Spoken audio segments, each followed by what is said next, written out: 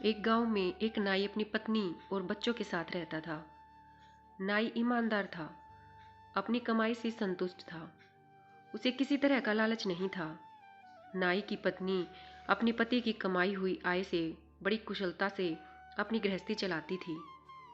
कुल मिलाकर उनकी जिंदगी बड़े आराम से, हंसी खुशी से गुजर रही थी। नाई अपने काम में बहुत निपुण था। एक दिन वहां के राजा ने नाई को अपने पास बुलवाया और रोज उसे महल में आकर हजामत बनाने को कहा। नाई ने भी बड़ी प्रसन्नता से राजा का प्रस्ताव मान लिया। नाई को रोज राजा की हजामत बनाने के लिए 1 स्वर्ण मुद्रा मिलती थी। इतना सारा पैसा पाकर नाई की पत्नी भी बड़ी खुश हुई। अब उसकी जिंदगी बड़े आराम से कटने लगी। घर पर किसी चीज की कमी नहीं रही और हर महीने अच्छी रकम की बचत भी होने लगी। नाई, उसकी पत्नी और बच्चे सभी खुश रहने लगे। एक दिन शाम को जब नाई अपना काम निपटाकर महल से अपने घर वापस आ रहा था तो रास्ते में उसे एक आवाज सुनाई दी। आवाज एक यक्ष की थी। यक्ष ने नाई से कहा, मैंने तुम्हारी ईमानदारी से के बड़े चर्चे सुने हैं।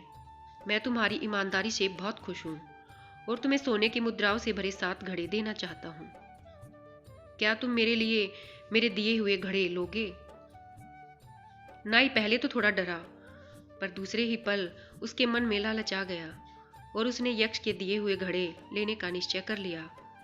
नाई का उत्तर सुनकर उस आवाज ने फिर नाई से कहा, ठीक है, 7 घड़े तुम्हारे घर पहुंच जाएंगे। नाई जब उस दिन घर पहुंचा, वाकई उसके कमरे में 7 घड़े रखे हुए थे।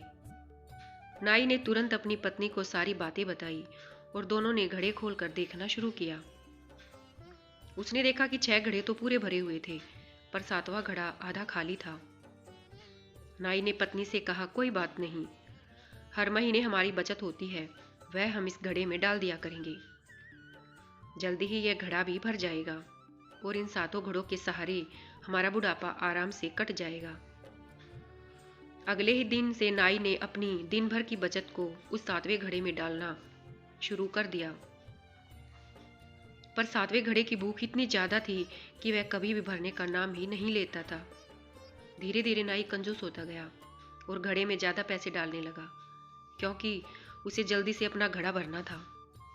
नाई की कंजूसी के कारण अब घर में कमी आनी शुरू हो गई, क्योंकि नाई अब पत्नी को कम पैसे देता था।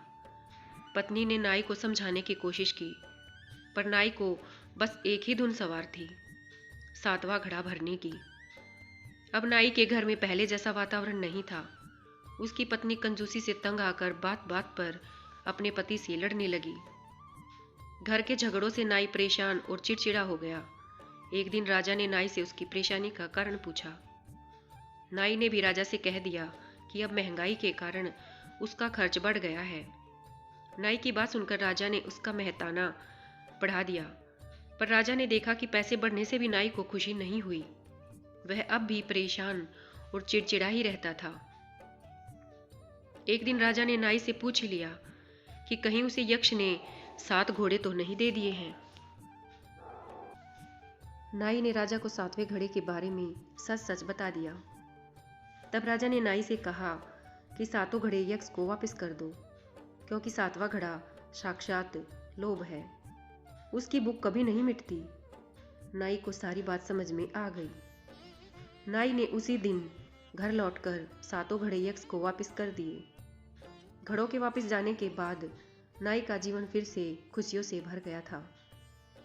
कहानी हमें बताती है कि हमें कभी लोभ नहीं करना चाहिए। भगवान ने हम सभी को अपने कर्मों के अनुसार चीजें दी हैं।